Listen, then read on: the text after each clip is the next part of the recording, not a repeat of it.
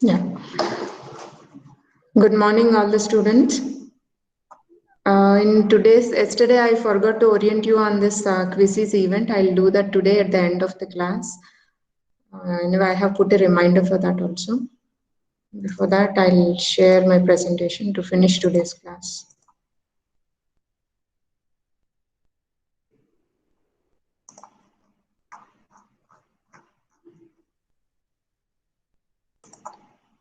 For your first internal, you will have first chapter completely and second chapter, 1/4 of the second chapter. Okay, that I'll complete in tomorrow's class. Now let's move on to this 8th lecture under module 1. This is the last concept we are going to deal with in this particular module. Before going to that last concept, let's see what we have done in the previous classes. We have understood what is a version space and how this version space is used by the candidate, how this version space is given as output by the candidate elimination algorithm, right? So a version space is defined as set of all the hypotheses H that are consistent with the training examples D, right? This is called as the version space. This version space will have two sets, the general set and the general boundary set and the specific boundary set, right? So these two sets will shrink as much as possible as and when the version space learns better and tries to get a more general concept to predict any new data point, right? That is called as the version space. The candidate elimination algorithm starts with all possible hypotheses and tries to eliminate every hypothesis whenever it is found not to be consistent with the training example. Finally, it gives us output a version space, which is the set of all hypotheses that is consistent with the training examples D, right? So that we have seen even the steps involved in candidate elimination algorithm, and we have understood that candidate elimination algorithm with an example also. Yes, students, you want to speak? Okay, now let's learn about what is inductive bias. What is bias? Can anybody give an example of what is bias?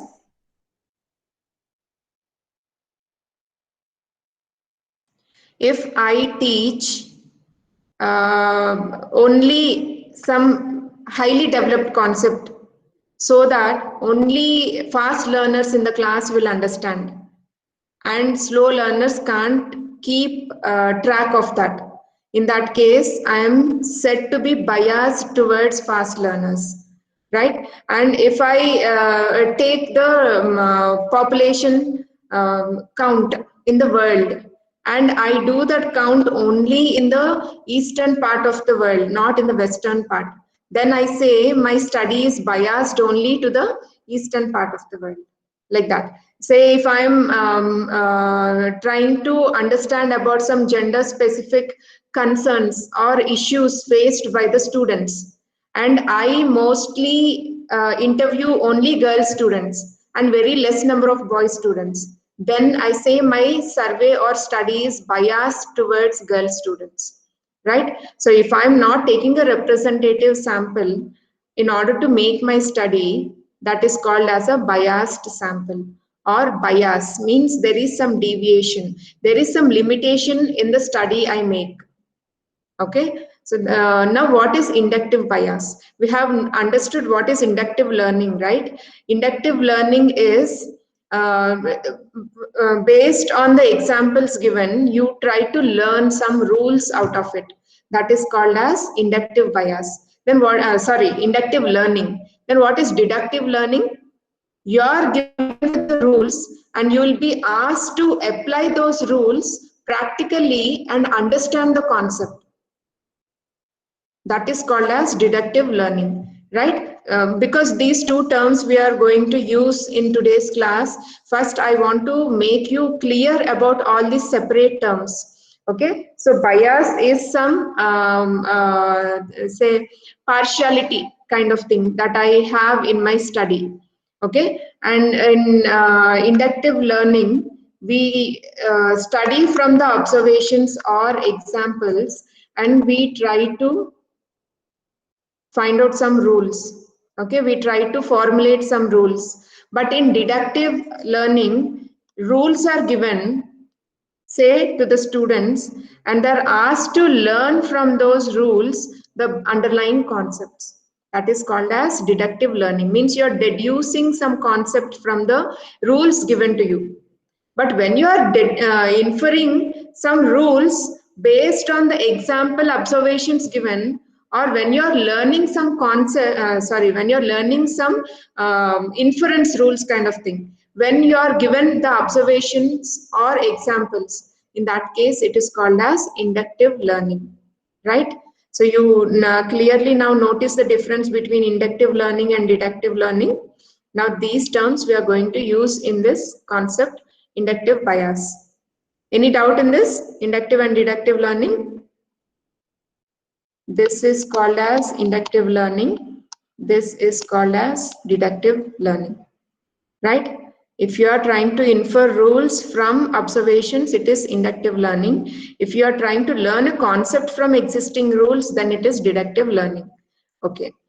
Let's move forward. The candidate elimination algorithm will converge towards the true target concept.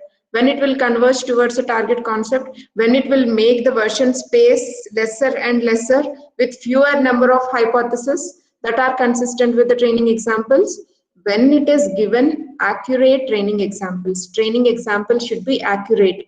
They should not contain any noise. Means there should not be any outliers or missing data or duplicate data in the training examples. In that case, the candidate elimination algorithm will surely converge to a version space which has all the hypotheses that is in compliance, means in accordance with the target concept that has to be learned. Now, one more, its initial hypothesis space contains the target concept. Remember, the initial hypothesis space that is being used by the candidate elimination algorithm should contain the target concept. Only then it will be able to converge to a point where it contains all the hypotheses that are consistent with the training examples, that apply to all the training examples. Now, what are the fundamental questions for performing this inductive inference? In order to perform this inductive learning, what are the fundamental questions that we come across? What if the target concept is not contained in the hypothesis space? Okay, if the target concept is contained in the hypothesis space, it can learn and eliminate some hypotheses which are not applicable, and finally come out with a set of hypotheses that are consistent with the training examples. Okay, because the target hypothesis or the target concept is already existing in the hypothesis space. If at all the target concept is not covered in the hypothesis space initially, what will happen? Let's see. Can we avoid this difficulty by using a hypothesis space that includes every possible hypothesis? Now, if for every training example, if you want to include all possible combinations, can we avoid the above difficulty? Yes, let's see. How does the size of this hypothesis space influence the ability of the algorithm to generalize to unobserved instances? Now, you have more and more number of hypotheses. Does it guarantee us that it will generalize to unobserved instances? Means it will generalize to unseen data? Means whether it will classify correctly the unseen data? Let us read again. How does the size of this hypothesis space influence the ability of the algorithm to generalize to unobserved instances? If more and more hypotheses are available in the hypothesis space, does it guarantee that our unseen data can be correctly classified by the learner? How does the size of the hypothesis space influence the number of training examples that must be observed? Now, you have all possible combinations of the attributes in the hypothesis space H. Now, in order to eliminate those hypotheses which are not applicable, how many training examples have to be given to the learner? If less number of training examples are given, more hypotheses will be present because the learner can't learn from less number of training examples. So it can't eliminate what hypothesis that doesn't apply. Okay, its learning, its knowledge is very less. When the knowledge is very less, how can it eliminate the hypotheses that are not applicable or consistent with the training examples?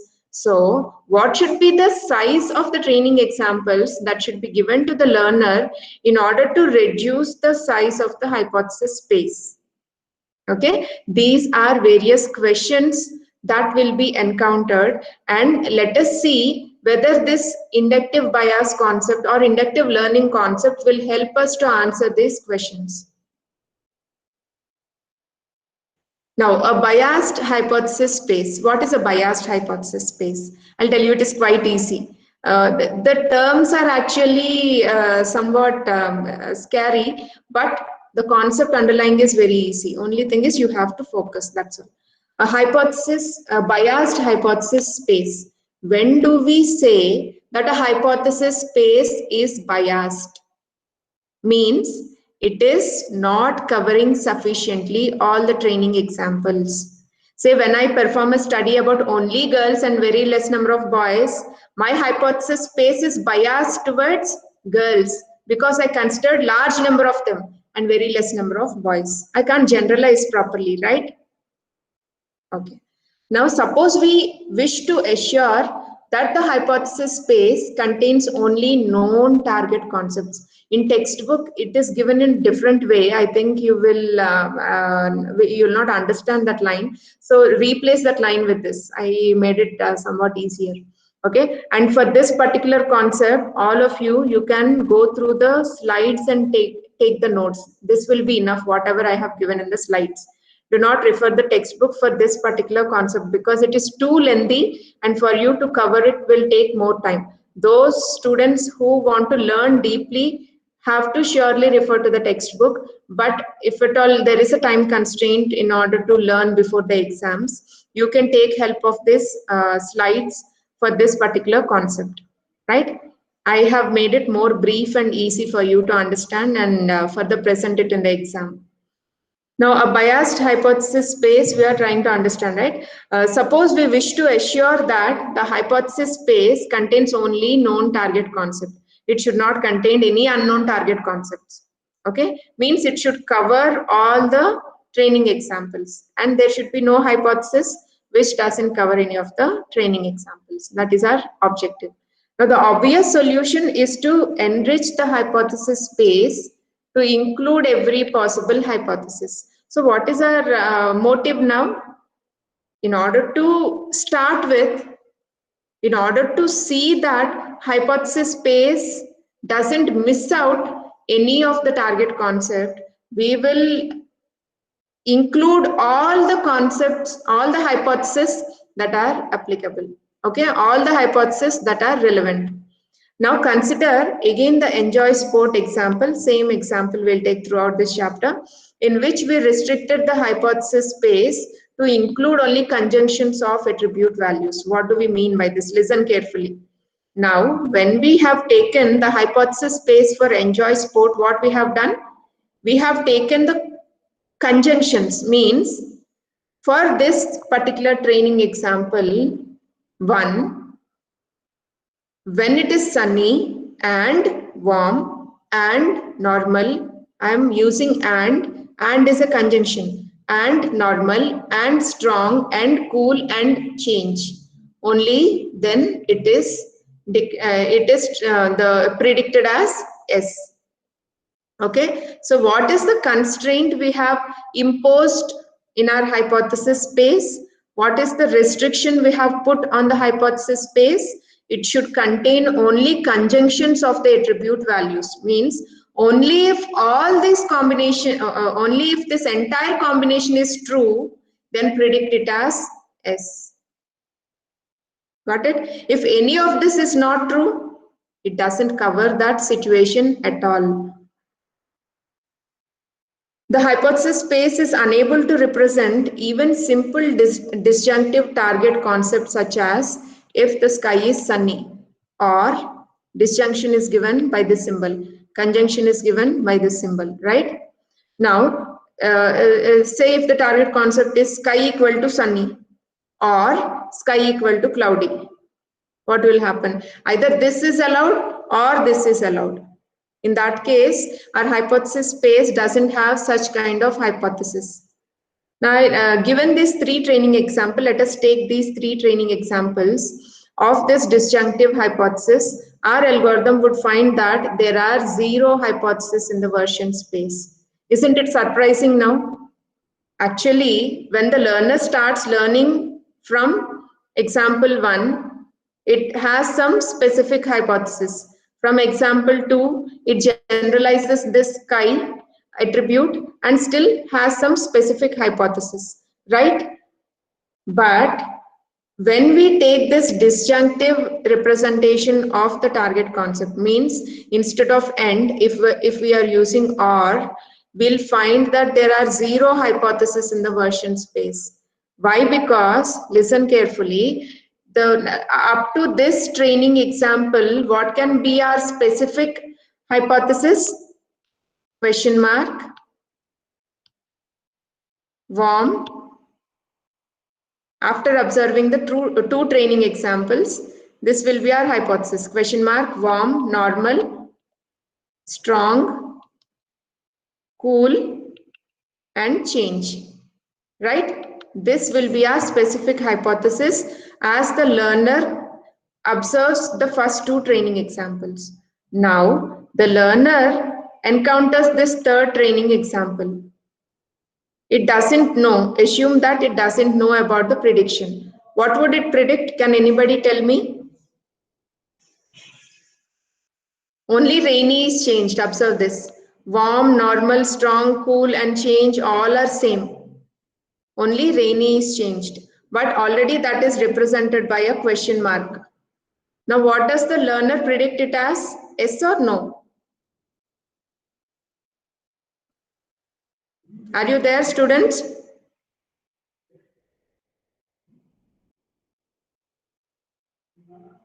Give me the answer. With what label it predicts this third example? Based on the hypothesis, specific hypothesis that is learned till till 2 training examples.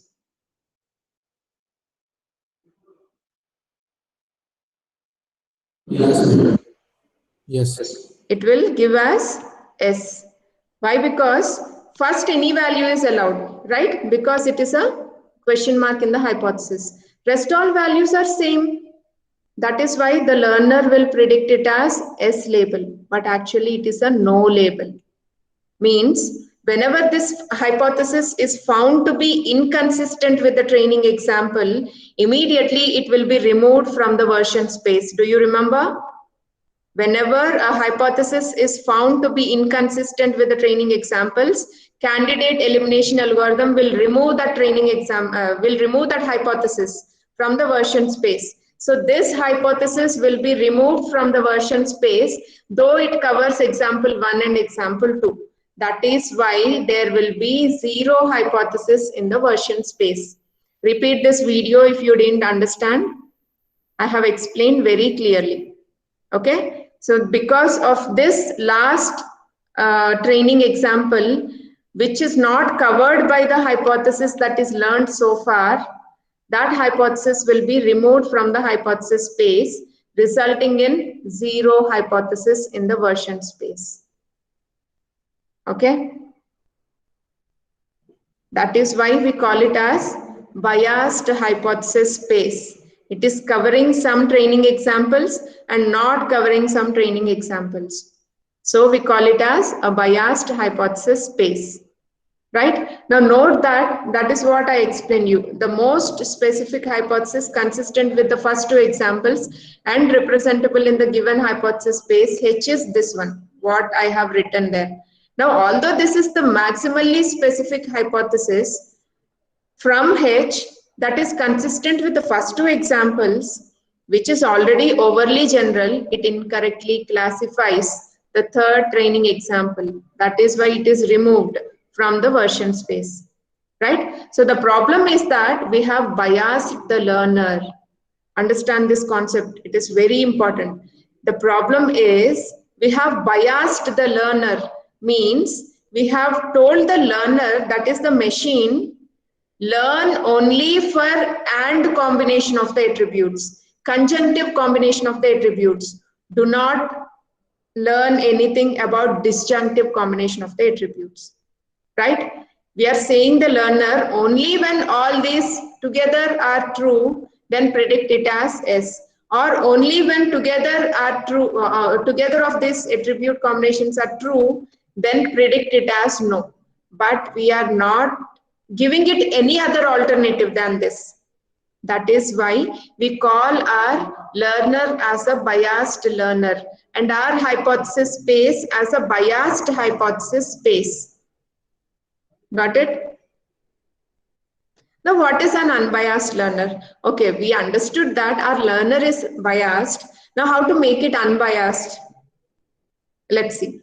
The obvious solution to the problem of assuring that the target concept is in the hypothesis space H is to provide a hypothesis space capable of representing every teachable concept, every possible concept, every possible combination. Okay, say if I have two attributes and two values allowed for those two attributes.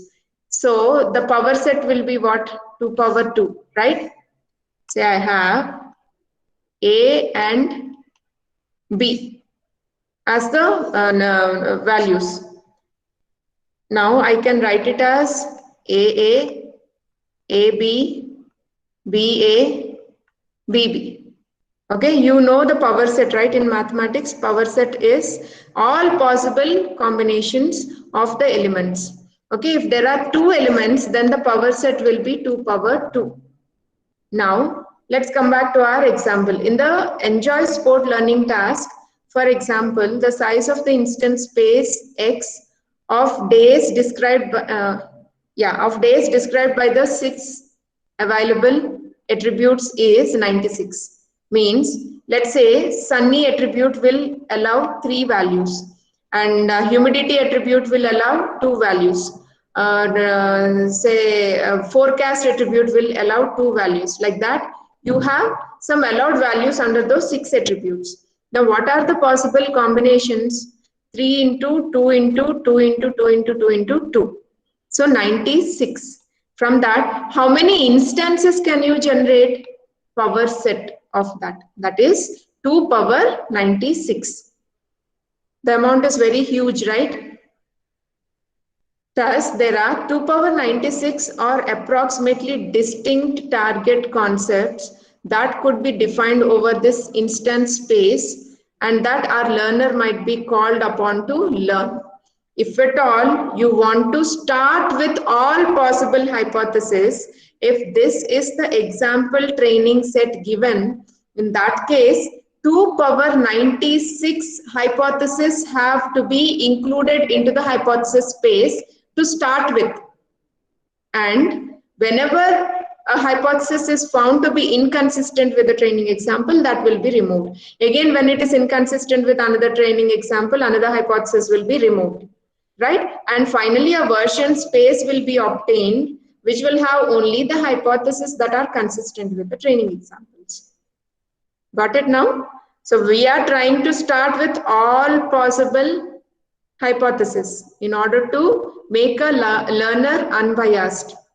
I'm not supporting this cause that a learner should be unbiased. I'm telling, if a learner is unbiased, let us see what will be the problems. And we have to go back to biased inductive learner only. We have to make the learner biased. Unbiased learner will not help us. Why? Because can any learner learn from these many combinations? And if at all those many combinations have to be applied to a new training example, is it a valid scenario? No. So you have to make the machine smart enough to work with less amount of hypothesis, right? That is why let us see what kind of problems we encounter with this unbiased learner and how we go back to our biased learner only.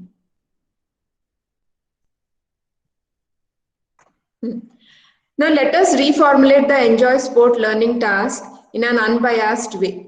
Let us see. Let us start with an unbiased way only. Let us find all the possible hypotheses into the hypothesis space. Let's see what problems we encounter and which will drive us towards going towards biased learner.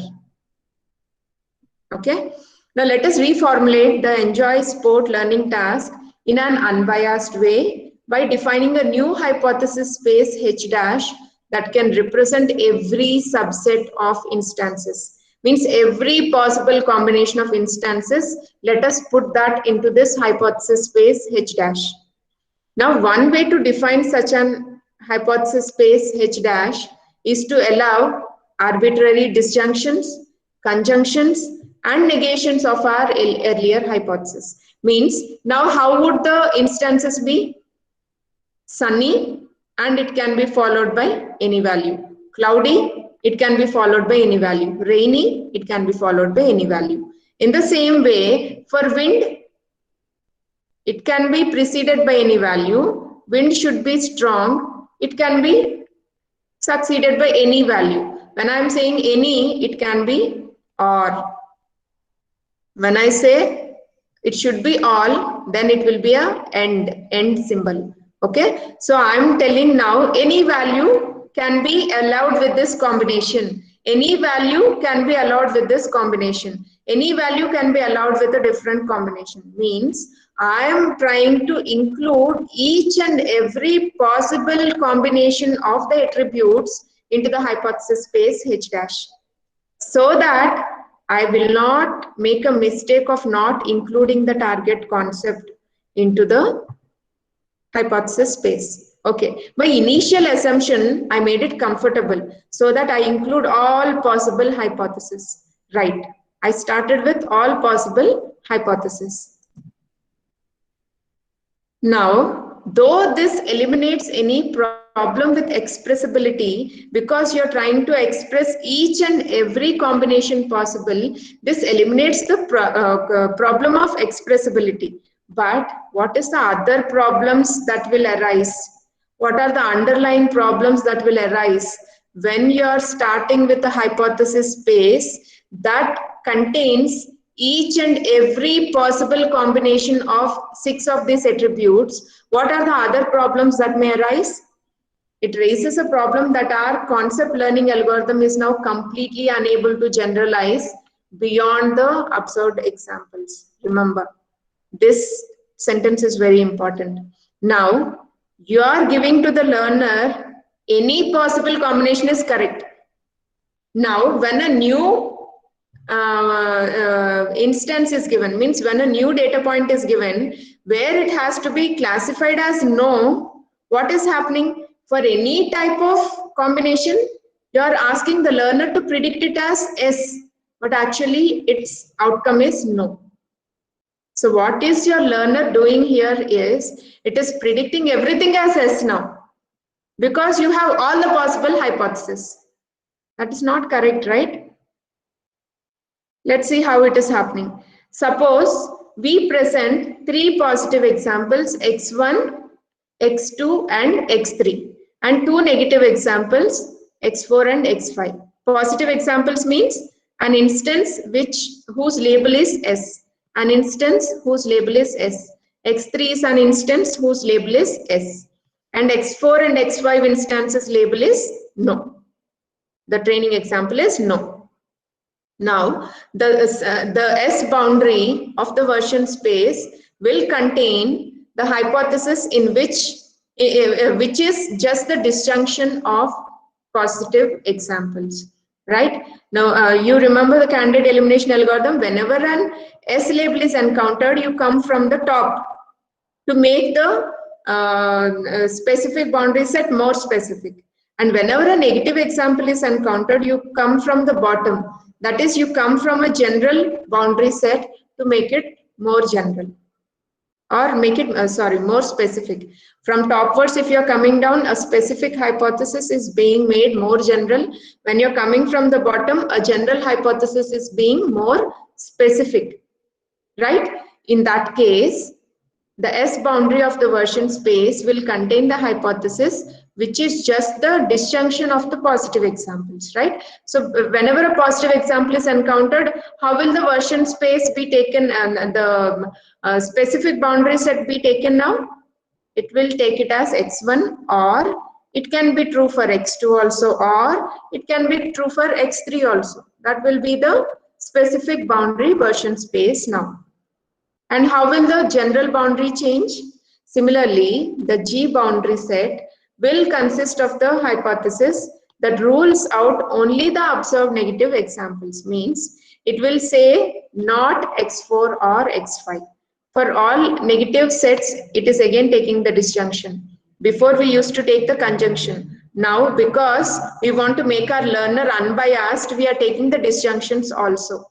Now, whenever negative example is encountered by the general boundary set, what it will do? It will say that it doesn't apply to that disjunction of those negative examples. No, it is a no. This hypothesis is a no for these two, for disjunction of these two instances. Now the problem here is, what problem we are encountering because of this representation? The problem here is that with this very expressive hypothesis representation, it is highly expressive.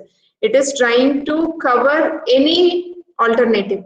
The S boundary will always be simply the disjunction of the observed positive examples, while the G boundary will always be the negated disjunction of the observed negative examples. Got it? That is what we represented. Now, the only examples that will be unambiguously classified by S and G are the observed training examples themselves. But if a new data point is given, it may succeed to predict or it may fail to predict correctly. I'm repeating again, the only examples that will be unambiguously classified by S and G here are the observed training examples themselves, right? It has all possible hypothesis means it will say S to all possible training examples. Now, in order to converge to a single final target concept, is it possible? All these hypotheses are applying to all the training examples. That is why you haven't removed any of this hypothesis from the hypothesis space. Means you're not able to shrink the version space. In that case, this hypothesis space will always make a true prediction only. It will not make a false prediction at all. Now, if a new instance whose outcome label should be no, still it will predict as S. Means it is misclassifying. It is not able to generalize properly. That is what is expressed in the last line, last point. In order to converge to a single final target concept, we will have to present every single instance in X as a training example, right? And that target concept is having lots of hypotheses. What is the use if it is not able to generalize? Let's proceed and see. The futility of bias-free learning. The what we say, futility means the harshness or the unbelievable facts, or what better word we can use here, something like the drawback, okay, the harshness it is showing on the search space by giving lots of hypotheses which can be dealt with in the real time. Okay, the futility of bias-free learning. Now, the fundamental property of any inductive inference is what? A learner that makes no a priori assumptions regarding the identity of the target concept has no rational basis for classifying any unseen instances. Okay, what it is telling is, if it doesn't make any assumptions, what is the assumption made by candidate elimination algorithm? All the disjunctions of the hypothesis should be considered. All the conjunctions of the hypothesis should be considered. Disjunctions should not be considered. That is the basic assumption made by the candidate elimination algorithm. Like that, any learner, though it is seemed to be biased, it have to depend on some assumptions in order to make the learner generalizable. Understood clearly? Though you say that a learner is biased, it has to start with some a priori assumptions. A priori means before starting the algorithm, candidate elimination algorithm, what assumption it is making? That all conjunction of the attributes only should be considered for the hypothesis. Disjunction should not be considered. Okay, such kind of assumptions are very much required for for an inductive learning in order to make that learner generalizable, in order to make that learner predict most of the new points correctly. Remember, I'm saying most of the few new points. All points it can't predict correctly, but most of the new points it has to predict correctly. Means it should be highly generalizable. In order to make it highly generalizable, we have to make some a priori assumptions. And what is the a priori assumption made here by the candidate elimination algorithm? That it has to consider only conjunction of the attributes, values of the attributes. Means only all the combinations together should be true. Any of the combinations, if it is true, it doesn't consider, right? So candidate elimination algorithm is able to generalize beyond the observed training examples in Enjoy Sport task, as it was biased by the implicit assumption.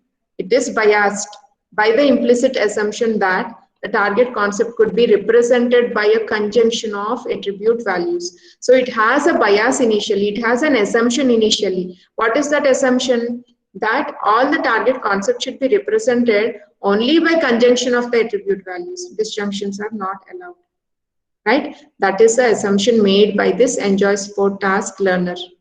Only, and that is why it is able to predict correctly most of the new data points.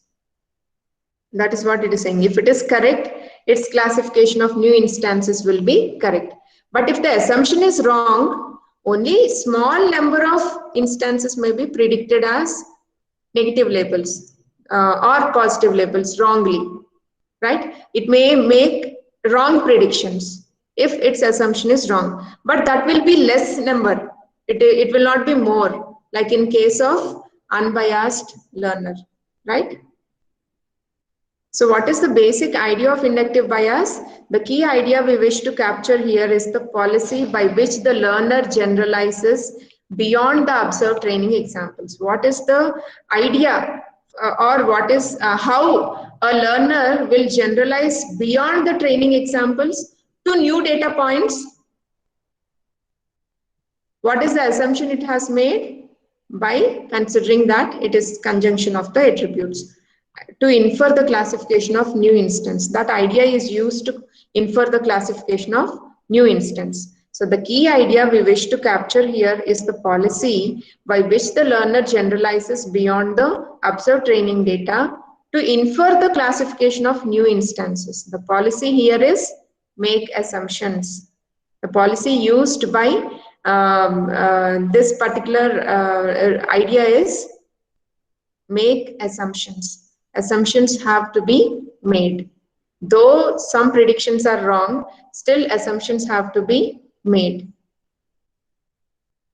Now consider the general setting in which the arbitrary learning algorithm L is provided an arbitrary set of training data DC, which contains the set of attributes and the target label of some arbitrary concept C. Right. Now after training, L is asked to classify a new instance Xi. See, it will be a little interesting here. After training, L is asked to classify a new instance Xi.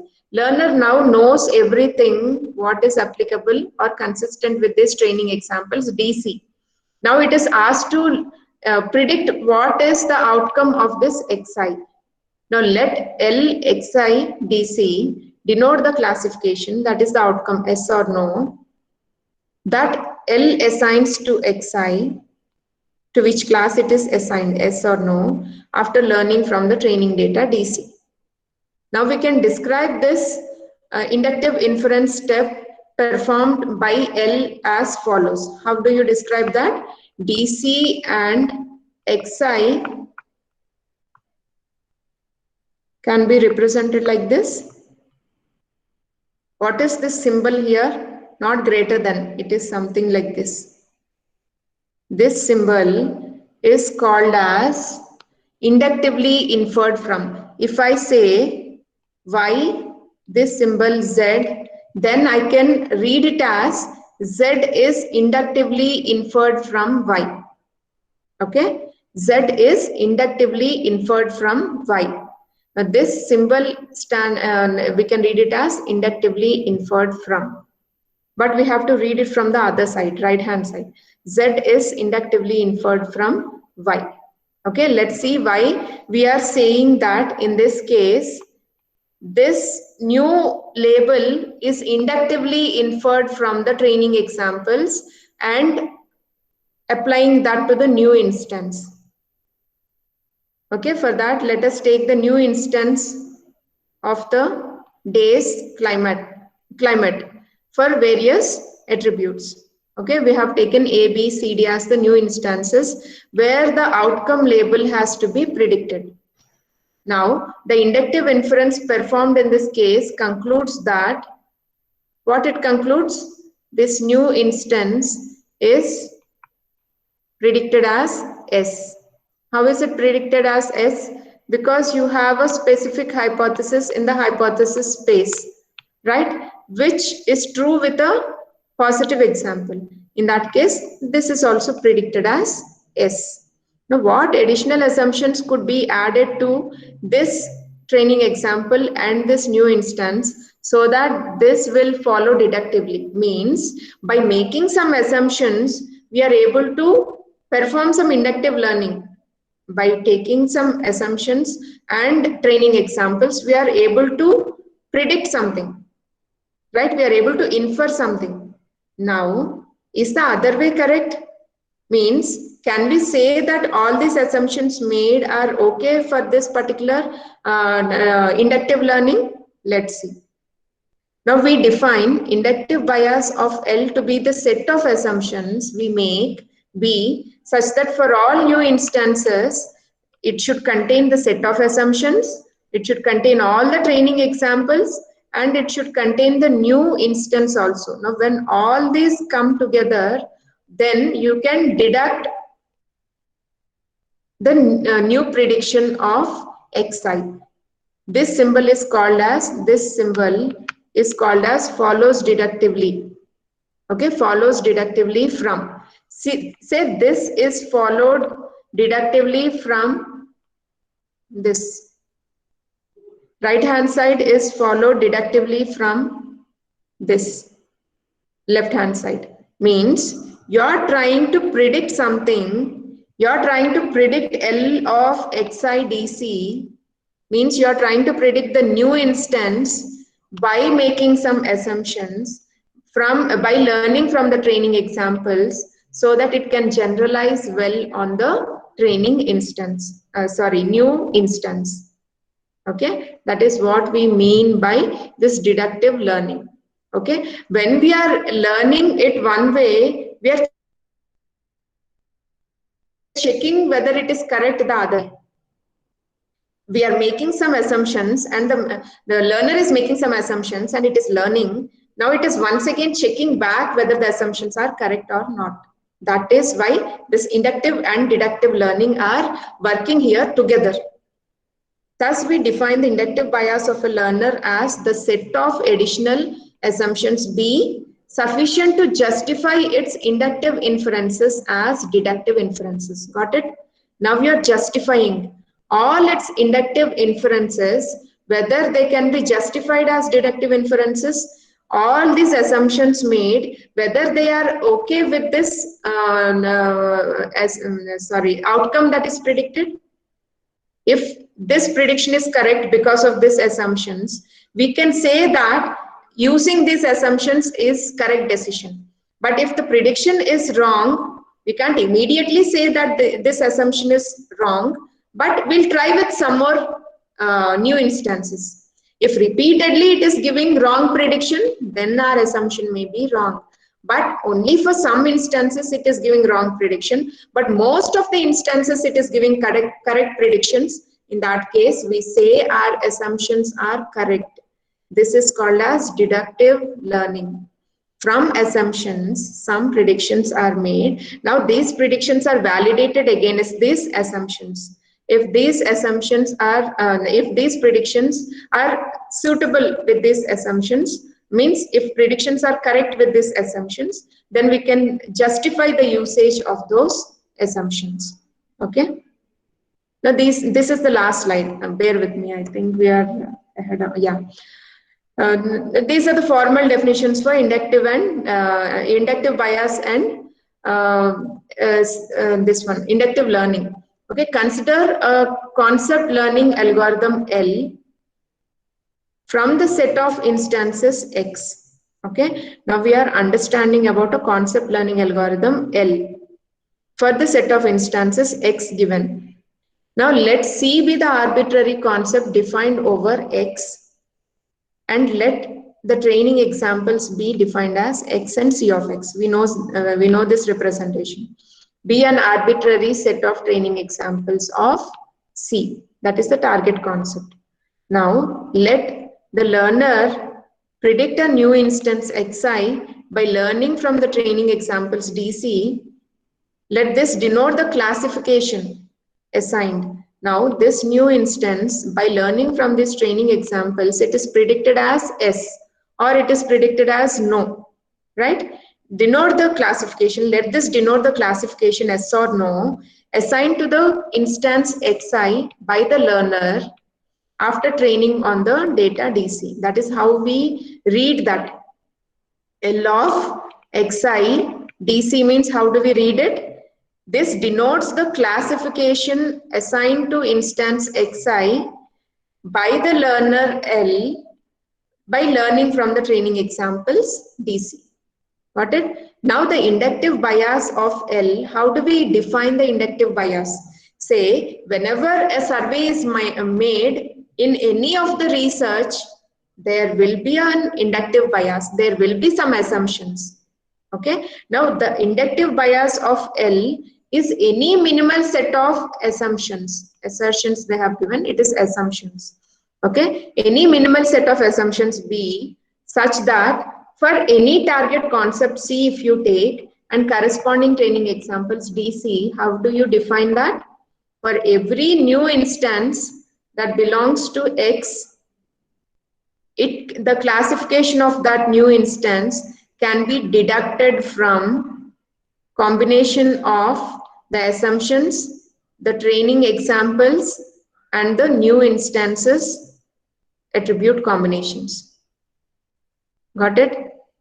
I'm reading this once again. For the inductive bias of L is any minimal set of assumptions B such that for any target concept C and corresponding training examples DC, how it is defined mathematically, for every new instance that belongs to the instance set X, you can predict the label of that new instance. You can deduct the label of that new instance. This is deduct. Okay. You can deduct the label of that new instance with the help of assumptions made and learning from the training examples. You means I'm telling about machine. Okay. Machine will make use of the assumptions, training examples, and the new instances attribute combinations. All these will be used to predict the label of this new instance. Okay, so the inductive bias of candidate elimination algorithm can now be defined as the target concept C that is contained in the given hypothesis space H. Now it is simple. The inductive bias of candidate elimination algorithm is just explained in one sentence. After understanding all this throughout the session, in one single line, the inductive bias of candidate elimination algorithm is explained. What it is? The target concept C is contained in the given hypothesis space H.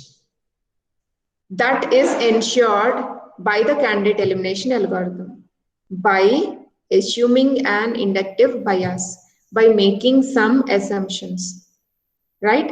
So it is assuming that only conjunctive combination of the attributes should be available in the hypothesis space, and it also assumes that it covers the target concept. That is the assumption for inductive bias. See, that is clearly explained with these two diagrams, simple diagrams. Okay, training examples and new instances are provided to the inductive system, which will classify a new instance as yes or no.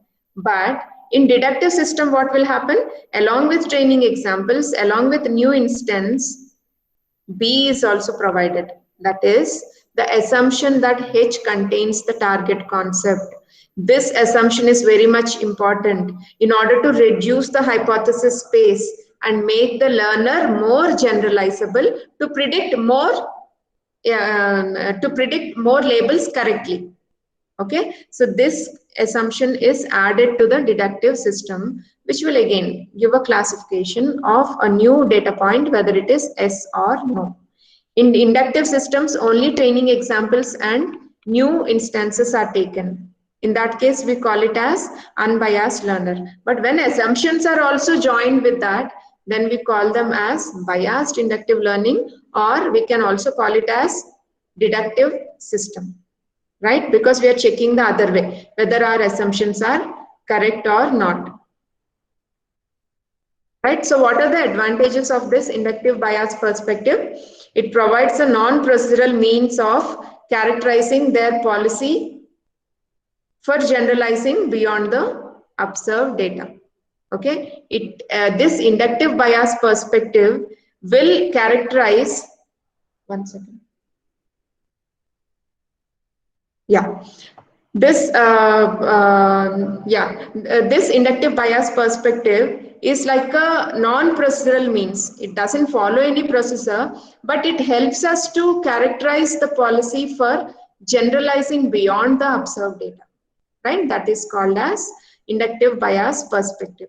Now it allows comparison of different learners according to the strength of the inductive bias they employ.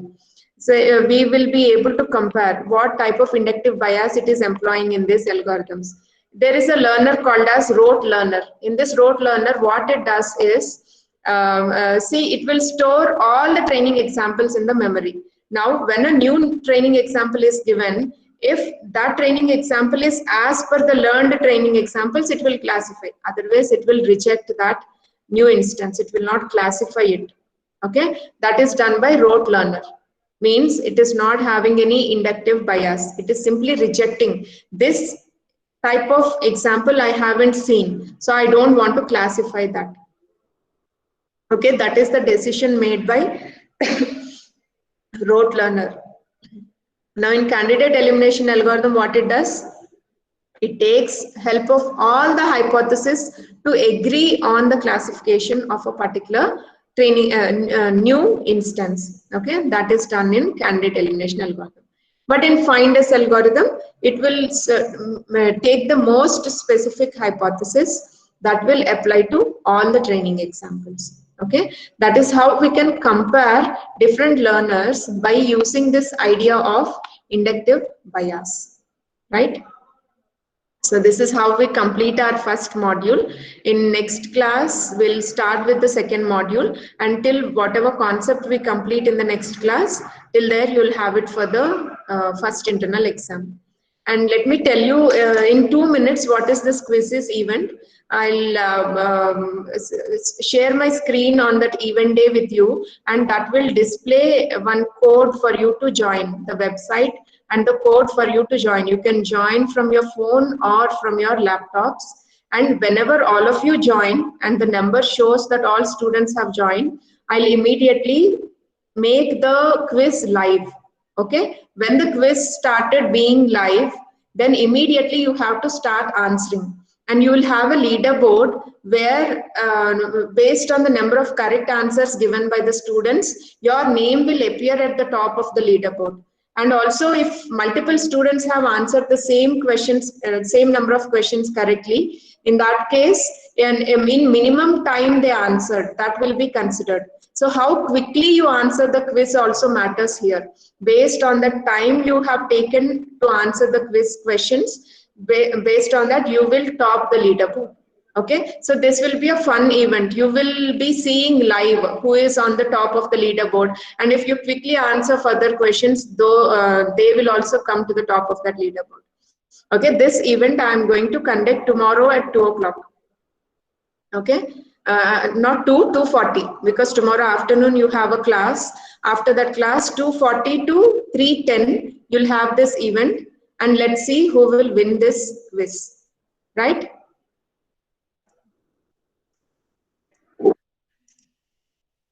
Okay, any doubts so far, students? All of you marked your attendance? Only 33 students today? Okay then, meet you in the next class with second module.